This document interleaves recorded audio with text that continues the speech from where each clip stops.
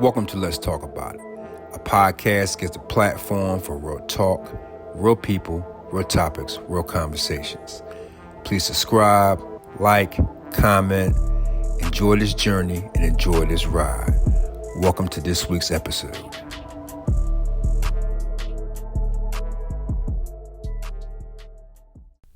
Welcome, ladies and gentlemen, to Let's Talk About It. A podcast gives a platform for real talk, real people, real topics, real conversations. Ladies and gentlemen, I have a special guest today, and I've been waiting for this young lady for a long time to come on the show. She's a big-time podcaster, streamer. You can see her on Twitch, Facebook, Instagram, X, TikTok. She is everywhere. She knows everything about WWE, AEW, and I think some UFC stuff too. Minnie, how are you doing today? I am doing wonderful. I appreciate the introduction. I'm happy to be here, and let's get into some fun. Yes, we definitely going to do. You know what? When I first saw you, I saw you on Facebook at first. Like you're doing like a lot of live streams and stuff like that, which I love. A lot of people don't really do that. Some people do, some people don't. I don't know if you know this. I do my own wrestling podcast show called Wrestle Talk with my co-host Mario. We're just like beginning amateur guys, but we just go over WWE events. We only really do like all the PLE events, but we call them pay-per-views because we're old guys. Same. So Yeah. yeah, so like we go over there, we give our own little spin on it. He's more the face, I'm more the heel. Because I'm not liking a lot of storylines of WWE. He's more of the Uncle Paul guy, Triple H guy. So he defends him a lot. But you know what? Before we get into you, everybody watching on YouTube, please like, subscribe, share, comment. People listening on iHeartRadio, Apple, and Spotify, please give us a 5-star on this one because this episode is going to be fantastic today. Minnie, you said on your link that you've been a professional wrestling fan for 23 years. So let's go back 23 years ago. What's the first thing you saw that make you gravitate towards watching wrestling today? Yeah, I saw Lita first, and I saw Lita in the ring, doing moonsault, just getting rough with like all the boys, and I was like, she's so beautiful, and she's like a badass. Can I say that on here? Oh yeah, you can say anything you want. Okay. Well, she's a badass. And then I saw Eddie Guerrero, and I thought it was hilarious because he was such the stereotype. But at a young age, I've always been okay with comedy. I've never gotten super offended or thought that's not cool. So I just thought it was great. I was like, look at him being the stereotype at a very young age. So that just made me gravitate towards wrestling because I was like, what is this? This is so comedic and fun, and they're wrestling. I liked it. Wow. When you saw Lita, do you remember the match or anything like that? No, the thing is too, it was a segment. I don't think it was with China, but for some reason, vividly in my head, I see a mullet with roses and that immediately goes to China, but I'm like, I don't think it was that. Or maybe I've just seen that clip so many times that's what my memory thinks that I saw, but it was a segment that I saw with Eddie. Okay, so I think that's like in between the Attitude and Ruthless Aggression era? Going into, yeah, because I usually say I've been a wrestling fan for 23 years, but I started watching when like the later 90s, because I'm from 92. I was born in 92. And I remember seeing the transition, but I don't remember so vividly, Well, Minnie, I'm gonna tell you like my first time. This is gonna tell you how old I am because I'm old as fuck. Okay, my first time I saw was back in the '80s. Oh wow. Yeah, because I'm an old dude. I'm 53. So, yeah, I'm up there. I've been watching this since the WWF days. I think the first time I saw it when I turned on the tube, I think I was like, God, I don't know, like 12 or something like that.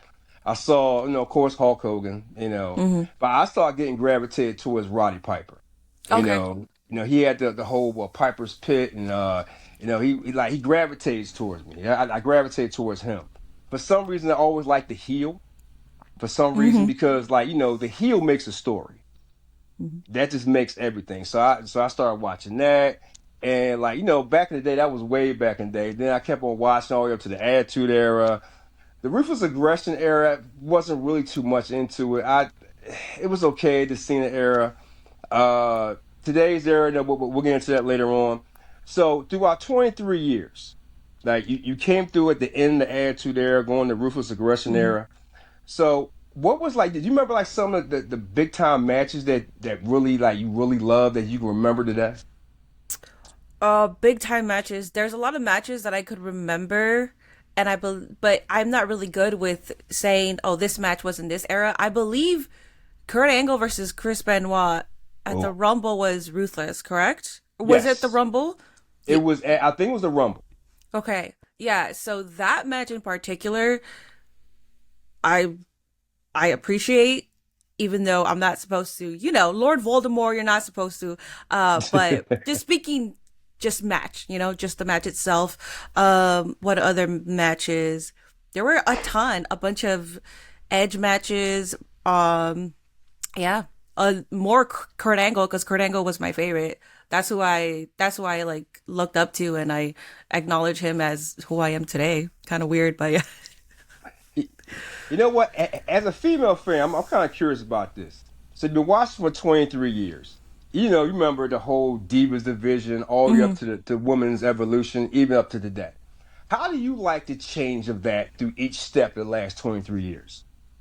So in the diva era, as a female fan, I and growing up at a very young age, I did have some kind of like saltiness with me when I would see the divas division and they would just come out, just be pretty. I'm like, okay, you're pretty, but then Yeah, when it came to the matches, not understanding the backstage politics and stuff like that, when it came to the matches, I'm like, okay, you're not even there for wrestling because I don't know anything, right? And then I saw Melina, and then I would see Michelle McCool. I yeah. would see Eve Torres. I would see Gail Kim, and I'm like, see, those women are there for wrestling. But I was Uh-huh. I don't know how it works.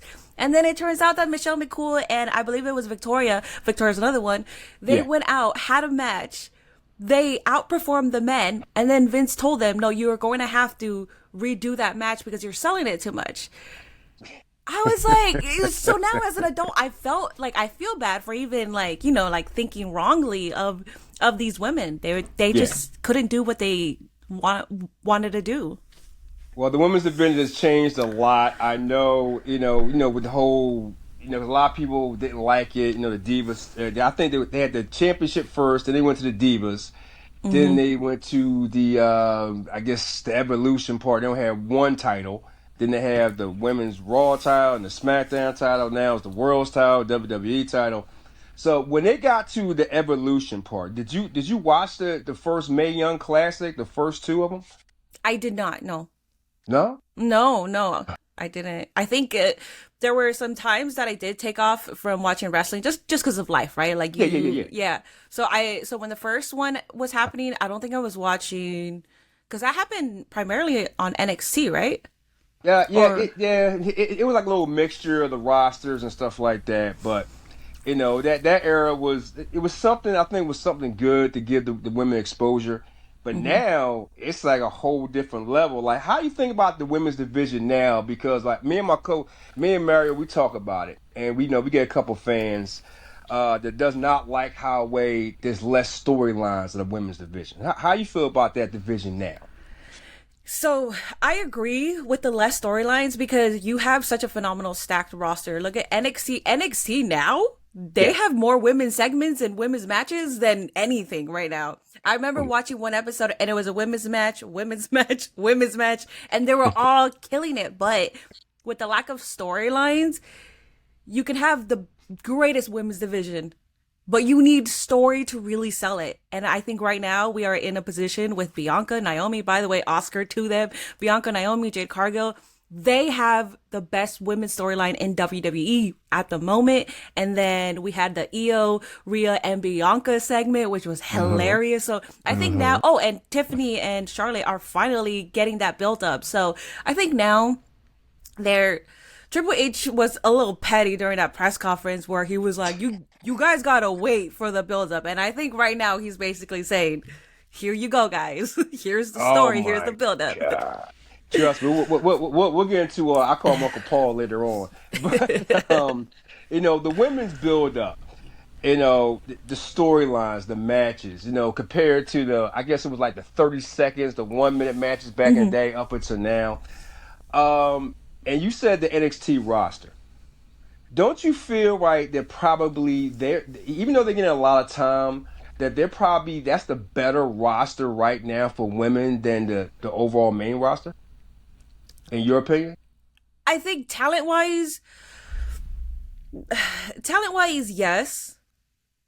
I think Shawn Michaels is putting more effort into the women's division Yeah. than Paul, but then at the same time, I see what he's doing now with the women's division. Oh, I will say the mid card titles for the women's though. I think he totally just failed with Ugh. Lyra. Chelsea getting pinned as the United States champion, like that doesn't make any sense either. But I mean, I guess we gotta wait on the mid card titles. Well, first of all, Chelsea's killing it. That was Mm-hmm. the Mm-hmm. perfect person to give the title to, Mm-hmm. even though she's not like the best wrestler, but she's the most entertaining Mm-hmm. out there of everybody. Lyra, my buddy Mara, he likes her, but they're not giving her the opportunity like that, Mm-mm. the way they should do it. I'm still kind of confused with the whole Stephanie McCoy and Julia thing. I don't know. I heard one of them was injured. That's why they gave them both Julia. belts to him. Mm-hmm. Yeah, I don't know what's wrong with her. I know Stephanie is doing a good job of this one. So let's get to right now, because you brought it up earlier, the Academy Award performance, and I watched it. You watched it. The whole Naomi and Bianca in the ring, real tears. I thought that was probably the best segment I've seen in a long time, realistically. Mm-hmm. Like, what was your thought while you was watching it live? So I was just in shock because Naomi is talented. We know she's talented, but I've never seen her in this kind of role. I've never seen her do something so emotional. So when she started going out there and crying, I was like, Naomi, I was like, you're really out here trying to prove something. And then Bianca reciprocating that, I was like, I feel like they really took in their time to say, there's a reason why we're here and we're going to steal the spotlight, you know? And Okay. they did because I think that was like the best thing of that episode. Do you think now, I guess, under this quote unquote Triple H era, he's giving people more freedom to tell their story and get more active in it? Kind of like how they kind of do it in AEW too. They give them Mhm. the freedom to tell their story. You think he's letting people more do that more, especially in the women's division? I think the people that he trusts. I think like Bianca, Naomi, they're pretty much veterans in the game, so I think he allows them to explore whatever they want to do, and if it's presented right, I think he's okay with just them doing it on their own. Wow. Well, let's get to. I'll save my favorite for later on, but Rhea, Bianca, and Io. A lot of people are thinking this is going to be a Hmm. three-way dance for them. I don't like the story too much. I really don't. I think, it should just, if they would just left it alone with Rhea and Bianca and build it up better, I think it would have been better. But maybe this is their way to build up Io. Like when you saw that live, when all three of them in the ring, like what was your reaction when you saw it? So I wanted Rhea versus Bianca. I didn't want the addition of Io, not because she's not one of my favorites. She is, but we've been waiting for the Rhea versus Bianca at Mania for about like 3 years now. And when Rhea had that opportunity to choose an opponent, Bianca thought it was gonna be her. We all thought it was gonna be her, and then she chooses Charlotte. So I feel like this Mania match has been taken away from us for so long that I was so against the triple threat. And I thought when they added Io, I was like, she's just gonna look like she was placed there, you know? But I think after the segment that we saw, I think they're gonna cook up to something good. So I like it now, but I wasn't liking it before. Okay, now we're doing a show tomorrow, me and Meryl, right? And we actually going to talk about this tomorrow because a couple of our fans are asking us our opinion about. I'm gonna ask your opinion about it first.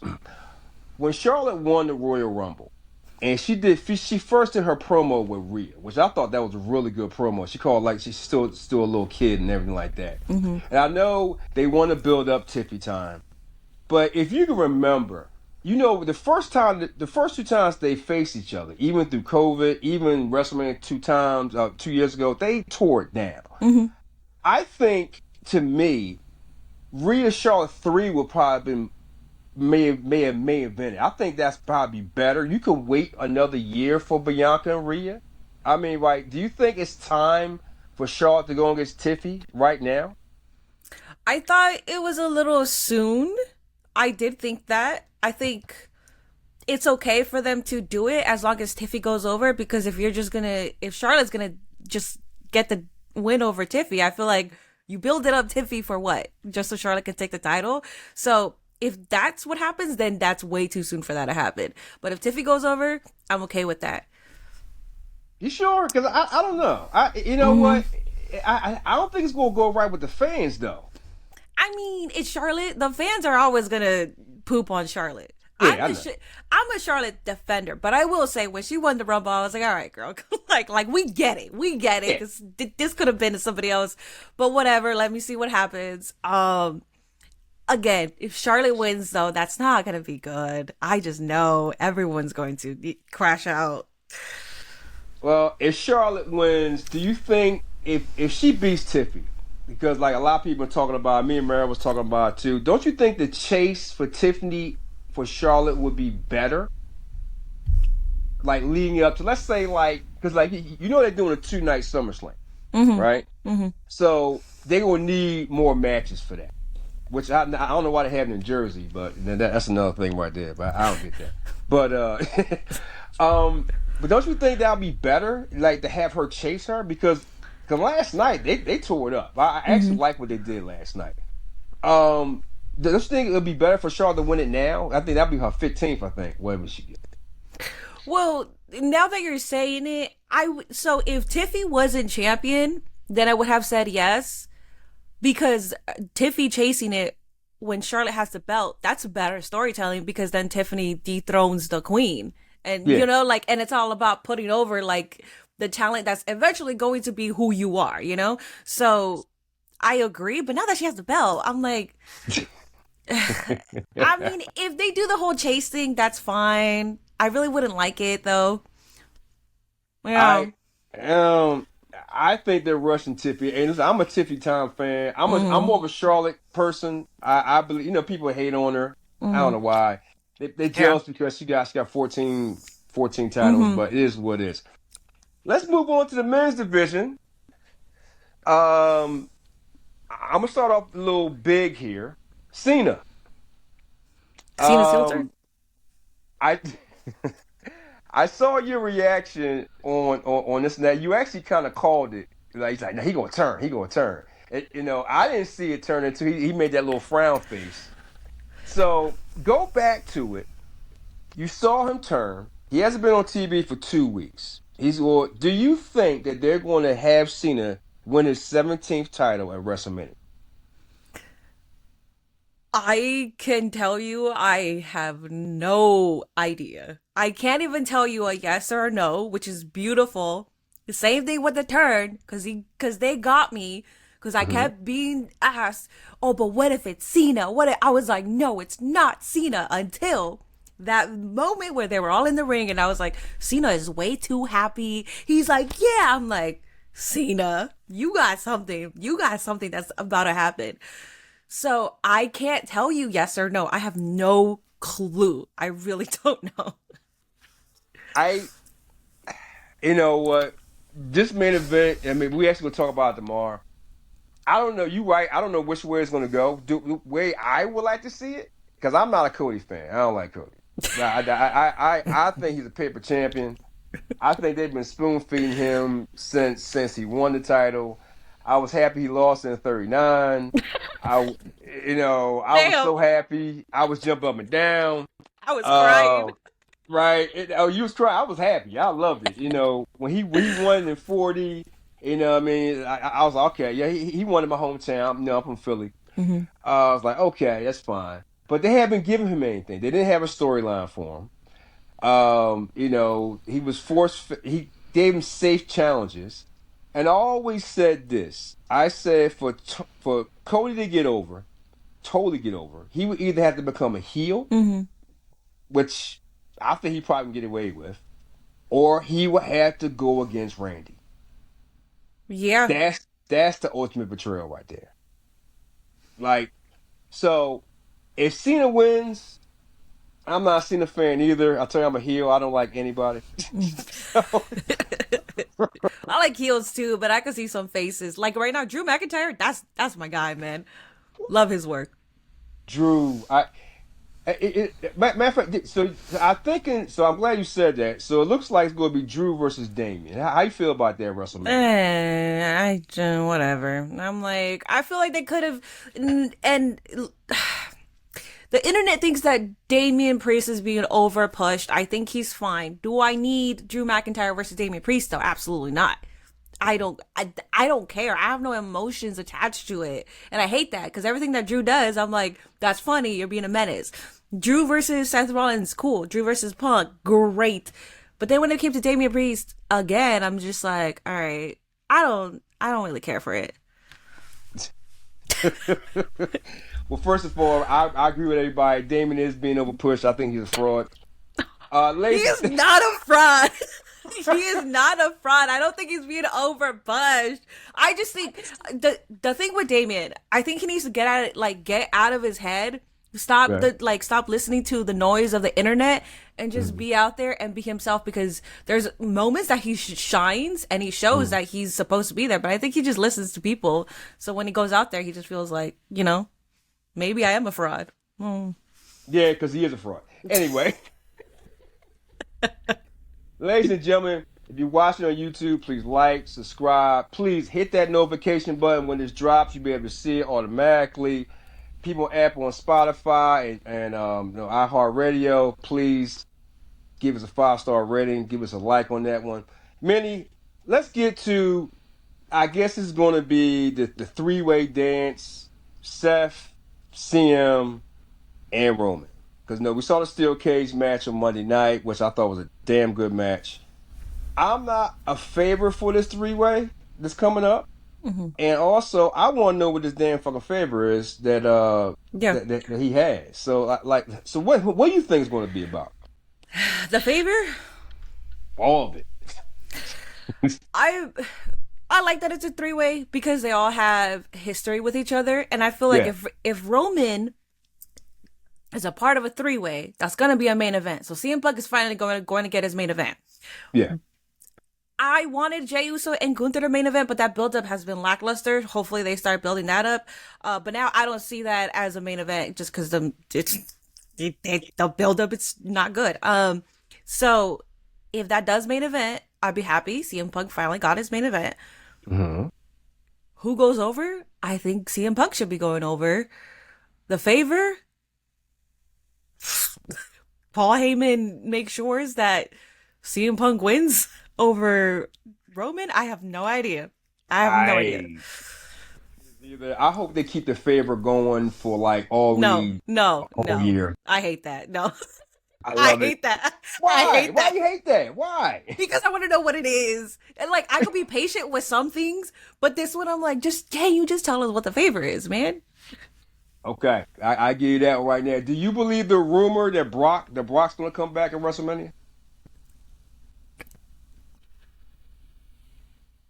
I want to say no. I want to say no too. Yeah. I do. I want to say no as well. So let's get to my favorite. My favorite is Gunther, aka Walter, and I'm not happy with their booking for him since he's been a champion. They booked him better as an Intercontinental champion. Him versus Jay. I said on our episode, our Royal Rumble thing, I think that was a big mistake with Jay. But it is what it is. I guess it's to tell a story with Cena. I guess whatever. That's what Uncle Paul does. Do you think that's going to be a good match? And do you think Jay should win? Because I don't think he should. Oh, I absolutely think that Jay should win. I am understanding now the trajectory for Jay. I get it. He has so much, like, he's the highest merch seller. He's really over with the crowd. So I think Jay should absolutely win. I'm also a Gunther fan, and I understand what you mean about, do you think the match will be good? And I will say it'll be good because it's Gunther, and Gunther can carry anybody during a match. Do I think Jey Uso should probably, like change, give more variety to his moveset? Yeah, I think he should, Yeah, that's it. He's a mini Roman, former tag team Uso guys doing the splash and the fake spear, whatever he does. And the kick, yeah, I know. I Yeah, know. the I know. kick. I'm getting sick and tired of that right there. Yeah, I know. I do know if Gunther loses, he can take the loss. It's not gonna hurt him. Mm-hmm. If Jay loses, it's probably gonna bury him. Yeah, no, that's why I think Jay should win, because it hurts Jay so much, but it's not gonna hurt Gunther. Unless he gets screwed. Yeah, but what's the point then? Like what are we gonna be doing, Jay? Like what is Jay gonna be doing? Are we gonna go and up until SummerSlam and he's still going after the title? I don't know. Yeah, but see, this is the thing though. What are you gonna do with Jay after he wins? So he doesn't really. The thing about Jay is he can actually talk. He has the crowd already over. I think the only thing that he really needs to do right now, but I also don't want him to be another Cody, because Cody goes out there, talks with the belt, Yeah. but like he barely fucking wrestles. Yeah, So I know. Jay is a worker. I could see him working, but he really's got to change. He's got to add some more variety. That's it. Just more variety to his moveset. Because, like that Jimmy versus Jay, I was like, this is. Oh God! Oh man! I was like, this is not it. Yeah, that was, yeah. You know what? That was an embarrassment right there. Yeah, I was disappointed. I was watching this shit. I was like, this is what you two dreamt about for years. You want to have your WrestleMania moment. This is what you give us. Mm-hmm. I did not like it at all. So I know the other WrestleMania matches, they go build them up and stuff like this and that. But the one thing I wish they would do, I wish they kind of copy off of what they did last year, right, with the tag team titles for like. Remember last year they had the ladder match, where they divide the titles. I wish they'd do that again. Mm-hmm. That'd be a good one. So off of that one, man, I got a question for you. How in the world, and I would love to know this, how'd you get the red carpet at the Queen of the Ring? Oh, hell yeah. Easy. Oh, I could tell you this. That. Oh, I could tell you that. Talk about that. So I knew they were going to have a LA premiere, and I was like, Queen of the Ring, I want to see this movie. The premiere is in LA. I'm in LA. So I followed them on Instagram. They followed me right back. I was like, shooting my shot. I waited like a couple days, I was like, all right, let me not get too hasty here. Okay. Shot my shot through a DM, and I was like, hey, I'm in Los Angeles. I'm a professional wrestling content creator. I would love to be a part of this. Is there any way we can collab? And they were like, send us an email. Sent them an email. The dude was like, I actually know your content. Let's get you involved. And he was like, do you want to do press or content? I was like, both, if there's an opportunity for it. I got there. Good thing I said both, because creating content there would have been very intimidating, because it's like they had the red carpet for press. So it would be like just a random person saying, hey, can we make, like that would be so weird. And that's how I got it. So I was very proud of myself, because I went for it and I got it. I'm proud of you. I was like, wow, yo, she on the red carpet with Queen of the Ring, which was a good movie, by the way. Mm-hmm. So, like, describe to me, okay, you got it. You know you going. You go in there, you shot your shot, you looking good. First person to come up. How was you going through, like what was going through your mind that time when you, like, the first person you interviewed? So what I will say before is I'm a content creator first. I'm not press. I don't act like I'm I'm not in journalism, okay? And I have so much respect for people that do it. But I was like, it's an opportunity. I'm not going to say no. So I try to get a variety of questions ready, but I didn't want like basic questions as well that they're probably heard so many times. First person I saw was Christopher Daniels. And I was like, man, I could talk to you because I could do something funny with Curry Man. And it looks like he's here with his daughter. So that's why when I went up to him, I mentioned like, oh, how important is this with your daughter? And then I mentioned Curry Man, and I saw him laugh. You have no idea. Like internally, I was like, oh my God, I just made Christopher Daniels laugh. I was so happy. Yeah, but it's a hit or miss too, because Then I saw Renee. I had nothing for her. Plus, she does this professionally. So I was like, Yeah. I don't want to, I don't even want to put myself in that position. And I saw her kind of lingering, kind of staring at me like, do you want to ask me a question? And I'm just like, so it's a hit or miss, right? And then Soraya, I had nothing for her for some reason. And then some people I did, you know? So, man, it was intimidating. Wow. Was what's her name there? Mercedes? Mercedes was there, but she mostly was there to take pictures. I didn't see Mm, her get mm, I didn't see her get interviewed. mm, you know what? I'm gonna keep my opinion to myself on that one. But overall, right, the experience must have been fantastic for you. It was great, but I just gotta remember, like, don't be so nervous because I also stutter on my words all the time. That's always been like Me. that's always been like an insecurity of mine. So doing certain stuff like that, I'm like, like say it in your head and then also speak it, you know? Because I try to do sometimes, that all the time, Minnie. yeah, You know what? And I fuck it up all the time. mm-hmm, Like, it all depends on what you're doing, how you're saying it, and then you're in a conversation, and then you want to say something, and then you stutter it. Like, shit, mm-hmm, damn. yeah, And then, or sometimes when you record something and you editing it out, like, damn, like I feel like whatever. mm-hmm. I feel So, that. your overall grade of the movie, how was it to you? I'm gonna give it an A. I thought it was a phenomenal movie, and Naomi was a part of that. And when I saw Naomi, I was like, Naomi's being Naomi, like Yes. you know. So that's why I was so shocked because right after I saw her in the Bianca thing, I was like, Naomi, where was this in the movie? Because she was being Naomi. She really was, you know. Right, right, right. I'm telling you. Let's get back to you, right? You do like a live stream. Did you start off live streaming or did you start off doing recording? I started off live streaming just because I didn't have anybody to talk wrestling with. So I started live streaming, just watching old wrestling clips. I wasn't doing watch alongs because I didn't know that that could be a thing. Um, and then I went on TikTok and then I had one video go super viral and then I capitalized off that one and I just Okay. kept posting and posting and posting and posting. So then my TikTok started growing and I tried sending people over to my Twitch, which is really hard, but then it wasn't until Instagram where now my Twitch is growing, which is Yeah. cool.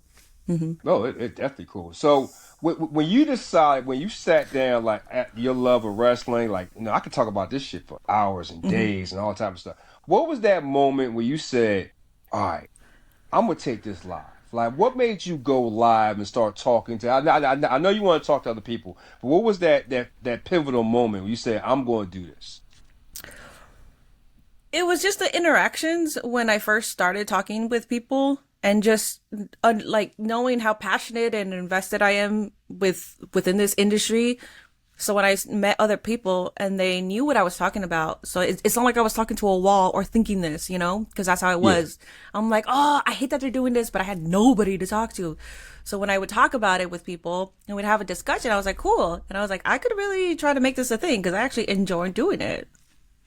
I love this for you, girl. You're so good at everything you do. I'll tell you right now, I appreciate ladies and that. gentlemen. No, all her information you already know already. You probably follow her. The people who don't, which is not that many, all the information will be in the descriptions below. Let's continue here. I have a question for you. Since you do like AEW as well, I'm not really an AEW guy. I think I started watching it when Cody was there, and Hmm. then I just couldn't get into it.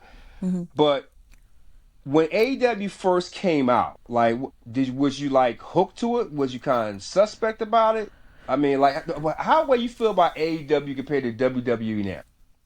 I was immediately hooked because that was 2019 and WWE in 2019 was absolutely horrible. It was Yeah, horrendous. I stopped watching. I stopped watching. I was like, I'm not watching this.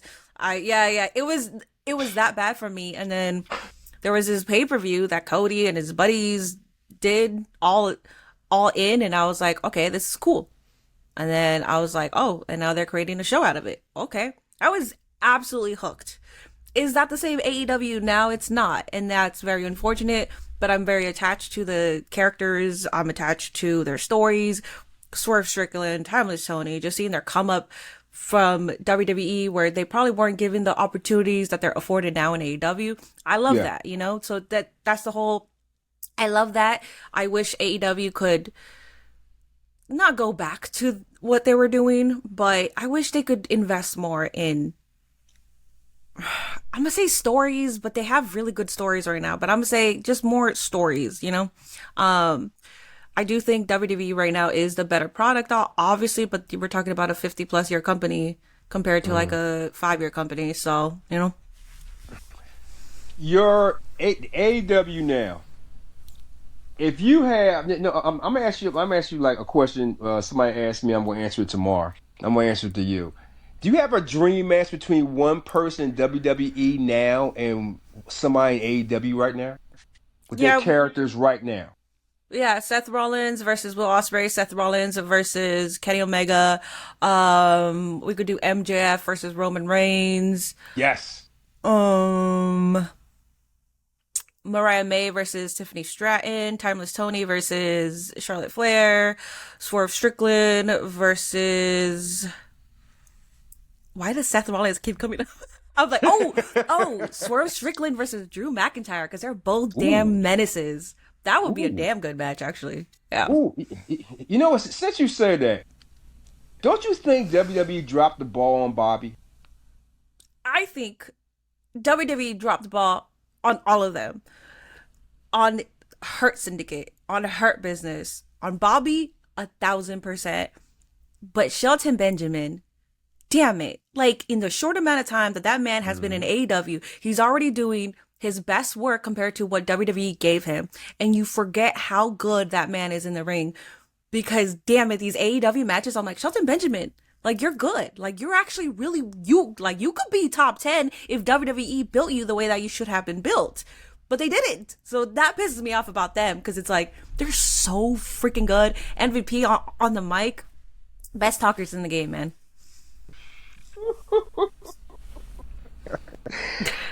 I don't got that much for you, but more. But the one thing I gotta ask you, I'm a Vinnie Mac guy. A lot of people don't like Vinny because for all type of reasons. I like Vinny the creator. Yeah, yeah. I like Vinny Specify. the Yeah, creator. yeah, yeah. Yeah. I like Vinny the creator. Yeah, because I said on my show once, like, what do you mean? Now I had to explain shit. Yeah.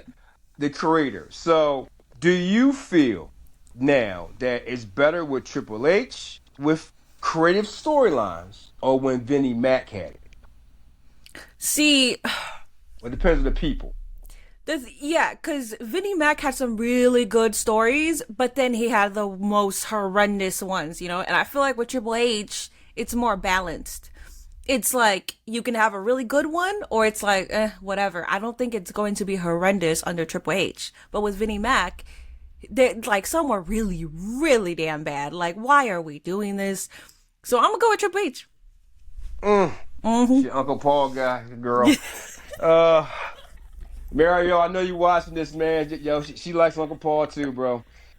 Oh my goodness, Minnie, I appreciate you coming on here and talking to me and to chop it up. But before I wind this down, right? Because I know you're a very busy woman. I want you to play my little game with me. Mm-hmm. And all my guests, I give them like 10 questions. You can answer or not answer. It's basic questions. It's kind of like a get to know you way, but not personal. You ready to play? Yep. Okay. What was your favorite toy as a kid? My favorite tour? Toy. Oh, toy as a kid. Um, maybe. Oh, Bratz dolls. Oh, okay. All Yeah. right. All right. This should be interesting for you. If you could have lunch with anybody in AEW right now, who would it be? Oof. Harley Cameron. Do you know who that is? No, but you tell She's me. she's an uprising. She started wrestling about 2 years ago. She knows how to sing, rap. I actually interviewed her at the red carpet, and I was nervous, and the questions I wanted for her did not come out. But she's super talented. So yeah, her. Okay. All right. All right. Is there anybody in the wrestling world you would want to meet today that you have not met? My answer was always Kurt Angle and AJ Lee, but I met them. Those are my goats. In the wrestling world, who would I like to meet? Probably Kenny Omega. I haven't met Kenny Omega. Okay. All right. All right. All right. Matter of fact, we're gonna do five, not 10. What's a hidden talent nobody knows about you? I'm so talentless. You know what? Damn. I'm gonna say I'm gonna say improv because I have a really good way of basically having quick banter when I need to. So I'm gonna just say that. I like that. I like that. One last question. Out of all out, your whole life, what moment in your life would you want to experience one more time? The feeling of WrestleMania 40, like the end game, like like that feeling, and just that was just the greatest moment in all of wrestling for me. So yeah. Yeah. Yeah, Okay. I mean, did you see? Like, it was like a finale to a movie. I was like, this is great. Okay. All right. I mean, okay. I got you. I got you now. Minnie, I give all my guests the last word. If there's anybody watching, let's say like another young contender or another contender out there, female, male, something like that. They're kind of nervous. They want to have their start. They love professional wrestling or anything they want to do. Like maybe like some type of live stream and something. And they're kind of scared or something like that. Like, what advice would you give someone who wants to start this and try to get to where you are today? Be yourself. Ignore the noise. I never understood why people didn't like people don't become a content creator because it's cringe or because they're worried about people in real life, what they're going to think. And once you start doing what you want to do and you become successful at it, you realize those people aren't even in your life anymore. They're not even supporting you. So if you really care about what people think, you shouldn't. Because at the end of the day, you should do what's important to you. Be your damn self. Negative comments aren't so much of a big deal when you understand that you don't even know their name, you don't know how they look, they don't know your full name, they don't have your phone number. Those comments don't matter. There you go. Oh, girl, you're the best. You know what, ladies and gentlemen, I'm going to say something right here. When you become like a big social media personality and big content like this young lady, she's a top riser. She's out there. She has a huge following. And for her to give back to like like even like amateur podcasts like myself to take time out her day, that means a lot because a lot of podcasts and influencers do not give back. Mm-hmm. They had to start off somewhere. And when somebody's trying to reach out to them and talk to them, have a conversation, interview them, or try to come up just like how they are, they don't give back. But this young lady did. I am so appreciative of this. Minnie, thank you so much for giving me your time on this Saturday. You're amazing. Your content is spot on. You know what I mean? Like I'm your biggest fan. I'm telling you right now. But you know when we do our show tomorrow, I'm gonna tell Mario about it tomorrow. And thank you Appreciate so that. much for coming on. Of course. Thank you so much. All right, guys. We will see you next week on Let's Talk About It. Peace. Bye. Thank you for watching the show. Please like, subscribe, comment.